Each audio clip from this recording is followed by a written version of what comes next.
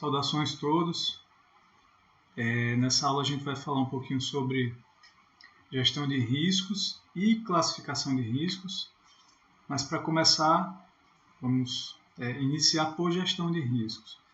Então, moçada, a gente vai falar de uma forma bem geral o que seria gestão de riscos. Cada empresa e cada responsável ele gerencia os riscos de uma forma diferente, mas a linha básica é essa que a gente vai comentar aqui, tá? Então vamos começar aqui. Primeiramente a gente precisa entender o que é que eu vou gerenciar, né? Então eu preciso entender o que é risco. E se faz muita confusão entre perigo e risco. Vamos lá. Perigo é uma fonte ou situação com um potencial para dano em termos de lesões ou ferimentos para o corpo humano ou danos para a saúde, patrimônio, ambiente, local de trabalho, seguindo aquela lógica prevencionista que a gente falou lá atrás. Não apenas o ser humano, mas danos ao patrimônio, parada de produção, então tudo isso impacta negativamente e acaba sendo um dano, né? Então, o perigo é um estado potencial. Tá? O perigo existe. Ele só passa a ser risco quando eu coloco uma pessoa ou alguma coisa da empresa em contato com o perigo.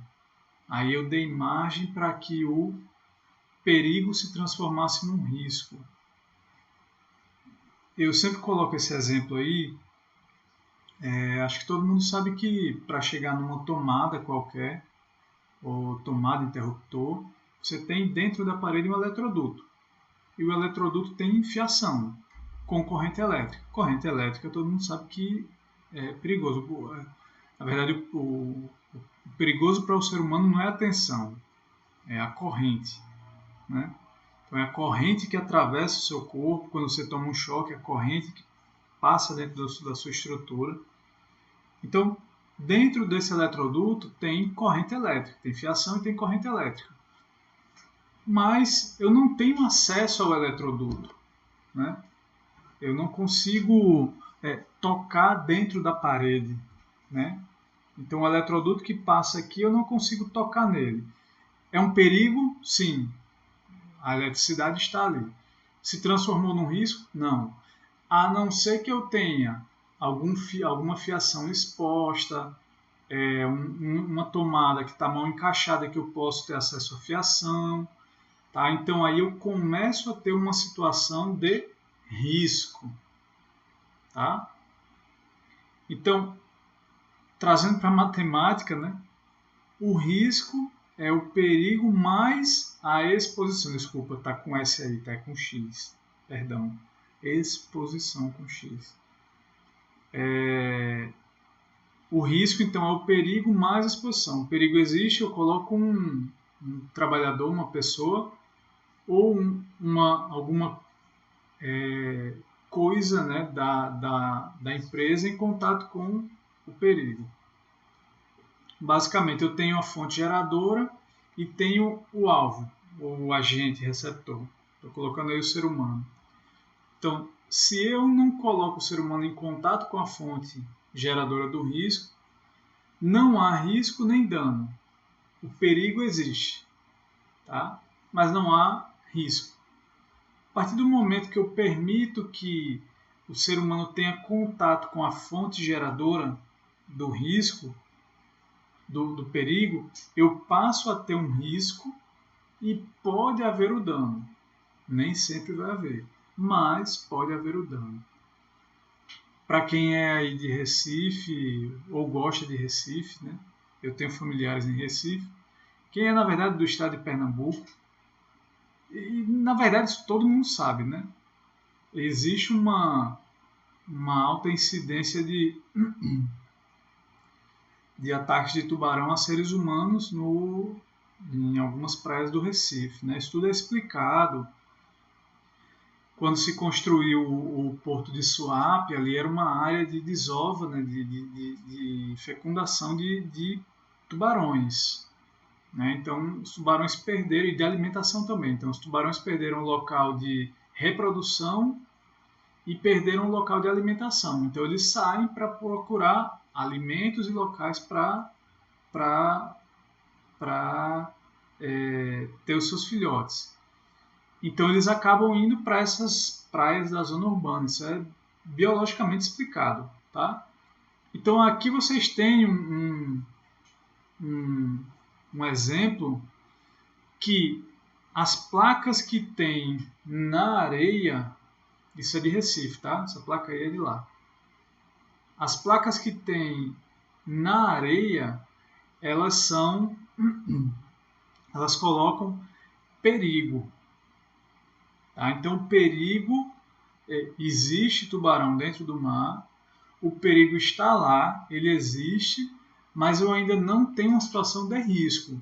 Quando é que a situação de risco acontece? Quando o ser humano começa a entrar no mar. Então, eu coloco o ser humano em contato com a situação de perigo. Então, eu estou entrando numa zona, ou numa área, ou numa situação de risco. Tá? Se o ser humano não entrar lá, o tubarão não vai atacar o ser humano. Então, não vai existir nunca o risco. Vai existir o perigo. Tá? Então, a gestão de riscos, ela passa basicamente por essas 4 questões aí, por essas 4 etapas, né? Primeiro é a identificação de perigo. Por que eu fiz a explicação de perigo e risco, essa separação? Para que todo mundo entenda que não se gasta muito tempo com perigos. Eu não preciso focar minha atenção em perigos e gastar muito tempo entendendo um perigo, porque ele pode jamais se tornar um risco, né? Então, eu não preciso ficar analisando quantos fios estão passando aqui dentro, qual é a amperagem, né? Qual é a corrente que está passando aqui, como eu vou proteger o ser humano. Não, porque a parede não deixa ter contato. Então, eu identifico as situações de perigo,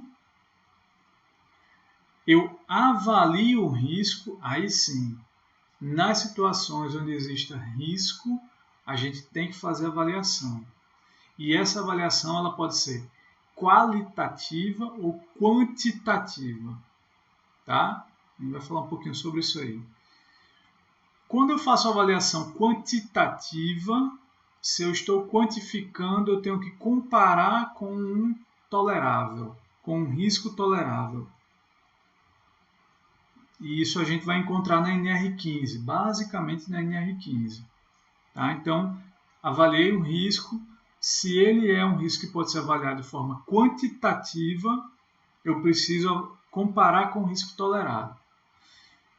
Em havendo uma situação de risco que eu não consigo eliminar o risco, eu tenho que pensar em estratégias para tratar o risco. Ou mitigar, diminuir o risco, o tamanho do risco, né? A probabilidade dele ocorrer, ou tentar eliminar. Na verdade, eliminar é a melhor possibilidade, né? Em não podendo ser eliminado o risco, a gente tenta mitigar ou tratar o risco. Esse tratamento do risco, existe uma tipologia de solução de riscos, que é assunto, acho que Davidson vai falar isso na próxima semana. Essa tipologia de solução de riscos, ou de tratamento de riscos. Estou na minha empresa, eu tenho um bom acesso dentro do meu setor, mas eu não tenho dentro de outros setores. Mas eu queria implementar uma gestão de riscos, entender os perigos que existem, quantificar os riscos que existem, avaliar esses riscos e promover tratamentos, né, para esses riscos que foram encontrados.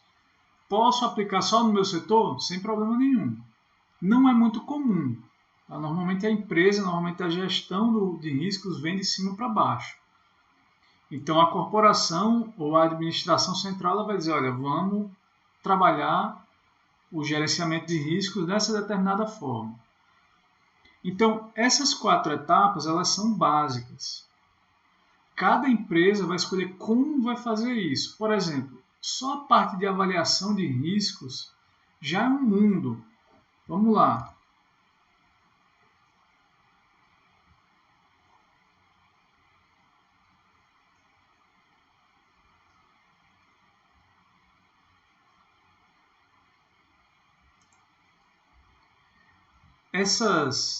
Eu vou colocar lá também no Classes, mas isso aqui são algumas técnicas de avaliação de risco, seja quantitativas, né?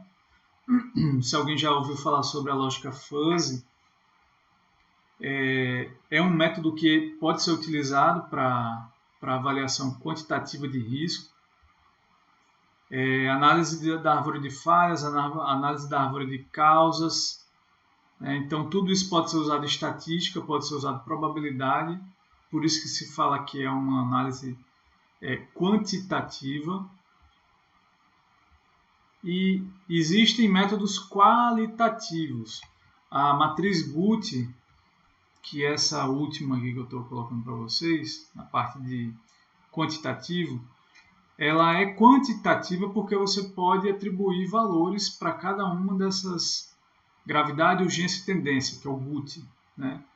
Muitas empresas usam isso, tá? E é simples de fazer, mas tem um bom resultado, tá? Tem um potencial interessante. E métodos qualitativos, aí você vai ter também um outro catatal aí de possibilidades, análise preliminar de risco, que é bastante utilizada nas empresas. Coloco exemplos aí. Vou deixar esse material aqui para vocês. FIMEA, que é muito utilizado também. FIMEA tanto é utilizado na parte de produto, como na parte de segurança, como na parte de projetos em geral. Então, FIMEA é bastante utilizado. A ZOP também, né, quando a gente tem, principalmente, o que vai ser analisado se é mais técnico. Por exemplo, se eu vou avaliar os riscos em uma caldeira. Então, o ASOP ele trabalha com a lógica de nós. Pontos onde eu vou ter que fazer uma análise pormenorizada dos riscos naquele ponto.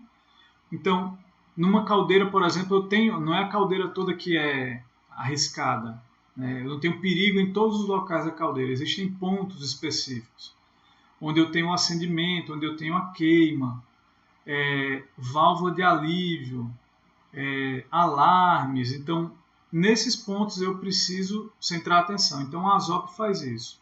Eu vou deixar para vocês também esses slides, tá?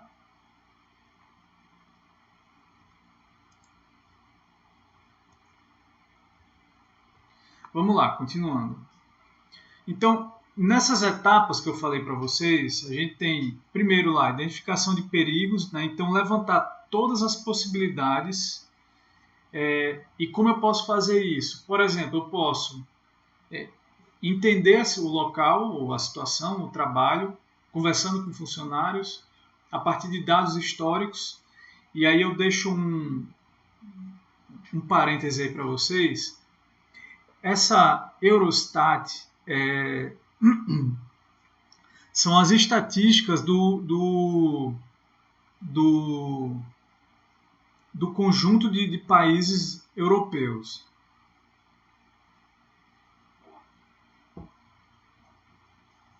Pessoal, é muito interessante. Vou mostrar aqui para vocês.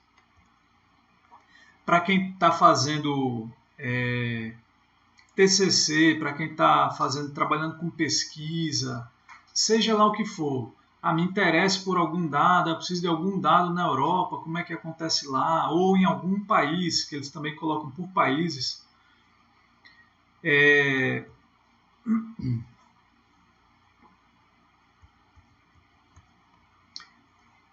Essa aqui é o site da Eurostat, né? Então, não é a principal, eu já estou aqui na parte de dados. E aí vocês têm uma série de informações, olha, eu posso coletar os dados de forma estatística, desculpa, de A a Z, né? Então, eu posso procurar exatamente o que é que eu quero de dados nos países europeus, na Europa. Tenho aqui, ó, primeiro, acidente de trabalho. Coloco e eu vou ter estatísticas do que eu queira. Auxílio à saúde,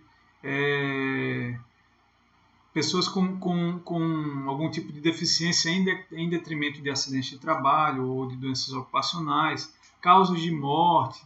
Então você entra aqui, vai ter um texto explicando e você consegue entrar nas estatísticas. É extremamente rico isso aqui. Organizado, rico, com muitos dados, você tem como filtrar por países. Então acho que é uma coisa bem bacana aí para quem tiver interesse, guardar esse Eurostat, que pode ser útil em algum momento, né? Não só na parte de segurança, tá? Em várias outras coisas.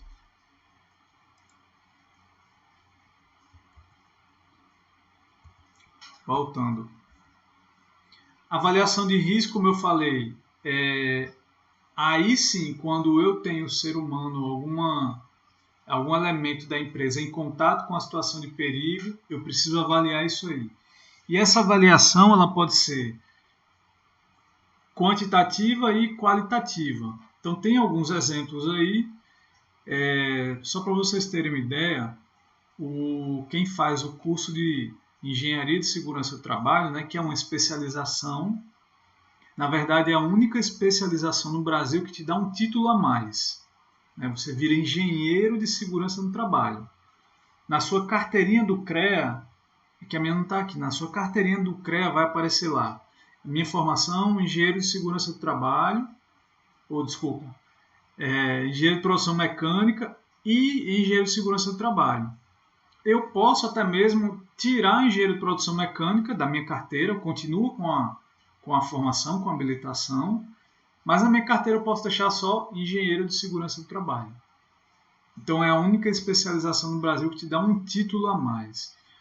Na especialização, você tem uma disciplina somente sobre técnicas de análise de risco.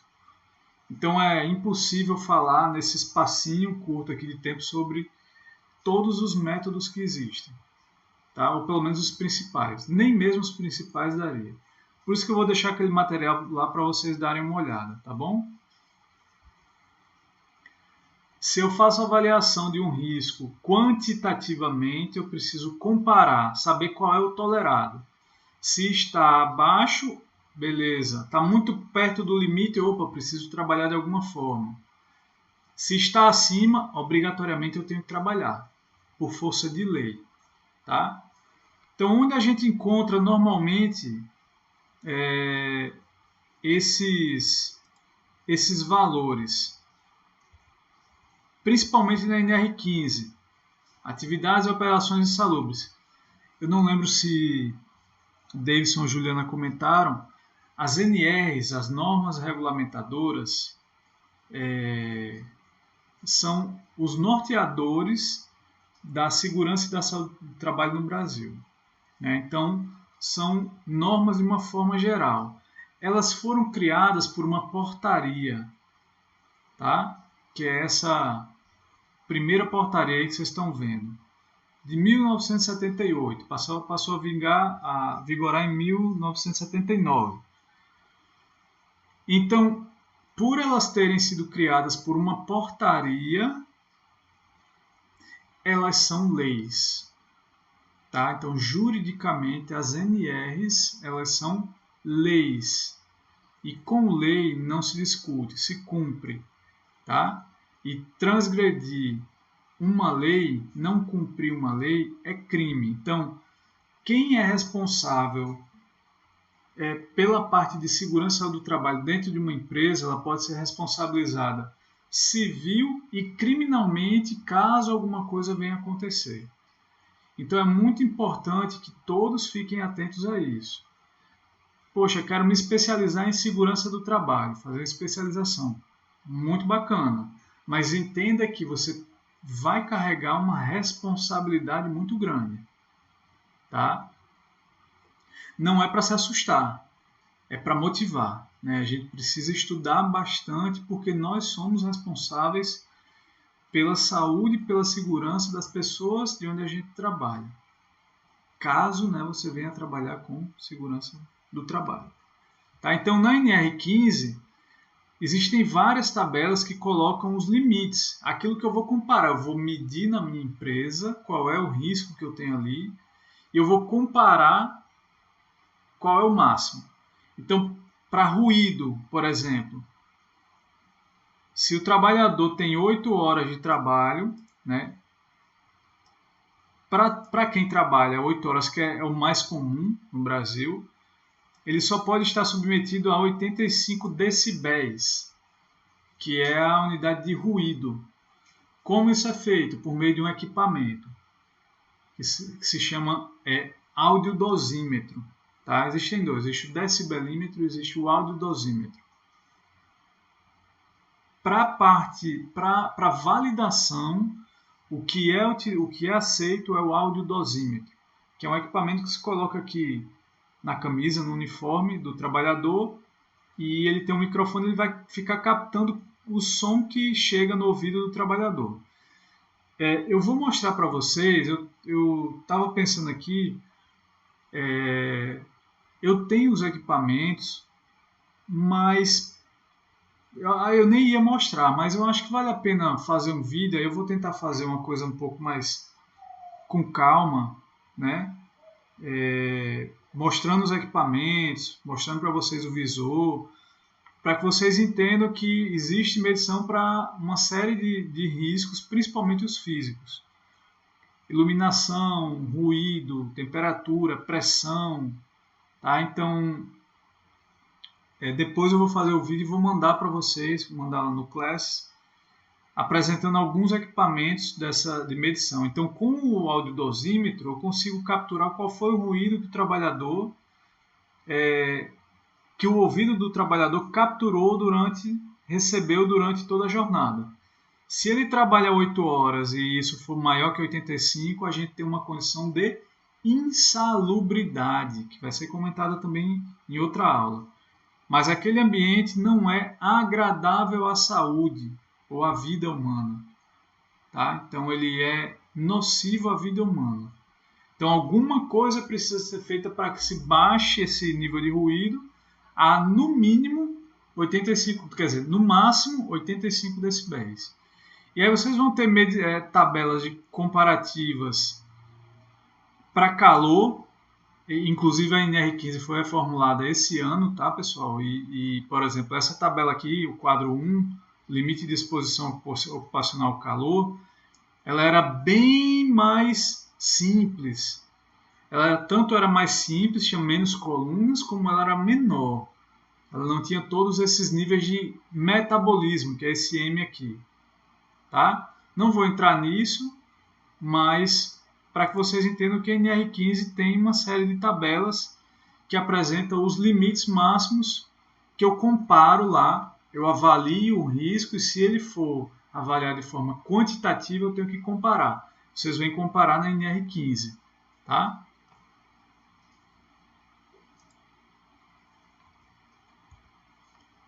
Voltando. Depois que eu avalio o risco, né? Então, se eu não consigo eliminar o risco, eu tenho que dar um tratamento para ele. Então, existem algumas estratégias para tratar o risco, tá? Então, existe uma tipologia de solução de risco, como eu falei para vocês. Eu vou só apresentar para vocês os 3 tipos ou as 3 classificações de solução que se pode dar. Mas eu não vou falar sobre ela, vai ter um momento durante a disciplina, tá?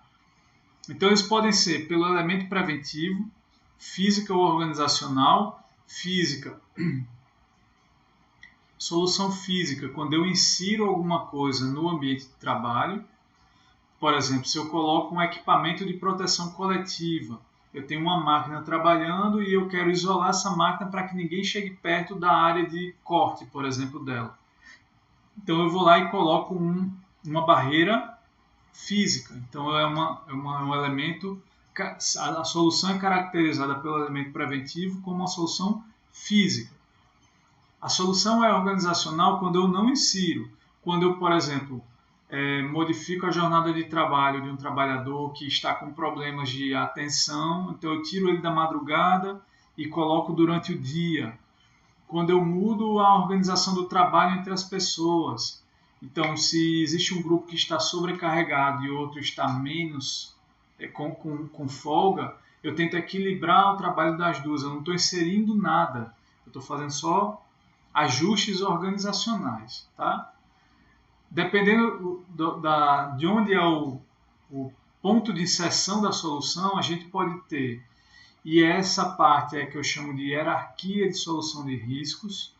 Então, se a solução é na fonte de risco, na fonte geradora do risco, se a solução é no meio entre a fonte e o trabalhador, então se a solução é aqui no meio, ou se a solução é no receptor, que aí é onde vem muito a coisa que a gente associa muito à segurança do trabalho, que são os equipamentos de proteção individual. Então eu estou colocando a solução no trabalhador. Normalmente é o que se pensa primeiro, mas é a última coisa que a gente, como profissionais, nós temos que pensar. Eu primeiro preciso eliminar o risco. Se eu não conseguir eliminar o risco, ou seja, trabalhar na fonte e eliminar o risco, eu passo para tentar isolar o risco. Se eu não consigo isolar um risco, aí sim é que eu vou para o trabalhador. Tá? Então existe uma hierarquia de solução de riscos. E se a solução, dependendo do momento de utilização, ela pode ser preventiva ou corretiva. Preventiva é quando eu insiro ou planejo uma solução antes que o sinistro ocorra, antes que o acidente ocorra. Né? A solução corretiva é quando eu utilizo a solução somente quando o sinistro já ocorreu. Exemplo bem simples, extintor. Extintor ele só é usado quando o sinistro ocorre. Está pegando fogo, vamos pegar o extintor. Eu não tenho como jogar o extintor ali, não vou jogar ali porque deve pegar fogo daqui para amanhã, então eu vou jogar já a carga do extintor lá. Não tem como fazer. Então é uma ação corretiva. Ser corretivo está errado? Não. Eu tenho que ter sprinklers, né? Aqueles chuveirinhos que abrem quando tem fumaça ou calor. Tenho que ter extintores, tenho que ter hidrantes, tenho que ter saída de emergência, iluminação de emergência. Tenho que ter plano de ação de emergência, como as pessoas vão desocupar um galpão ou uma fábrica ou um prédio quando alguma coisa acontecer. Então tudo isso tem que existir. Mas tudo isso só é utilizado quando o sinistro ocorre. Tá? Então são tipo de soluções corretivas. Esse é um fluxograma clássico de gestão de riscos. Isso tem que estar internalizado. Se você vai trabalhar numa empresa, tem que estar internalizado na sua cabeça. Né? Então, no princípio, identificar a atividade de trabalho, né? Conhecer a atividade, conhecer as pessoas. Falamos muito sobre isso em confiabilidade humana. Identificar os perigos, não avalie o perigo, identificar os perigos, avaliar os riscos.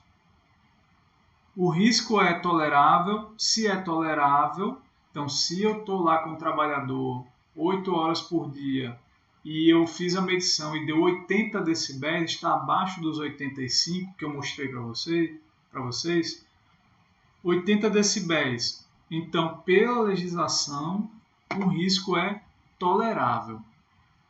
Se é tolerável, eu estabeleço e mantenho o registro. Fico fazendo manutenção nesses registros. De tempos em tempos eu vou lá e faço a medição novamente no trabalhador. Se não é tolerável, eu tenho que agir de alguma forma para reduzir, eliminar, reduzir ou controlar o risco. E aí eu vou estabelecer essas estratégias aqui, né, ou essas soluções, né, classificando-as, né, nesses tipos de solução aqui. Implemento. O plano foi adequado? Resolvi o problema? Sim. Então, se o plano foi adequado, eu passo a monitorar, vou no mesmo esquema daqui de baixo. Né? Então, eu vou ficar monitorando e mantendo o plano atualizado. Se o plano não foi adequado, eu continuo com o risco, eu volto para tentar modificar, pensar em outro plano ou melhorar o plano que a gente pensou.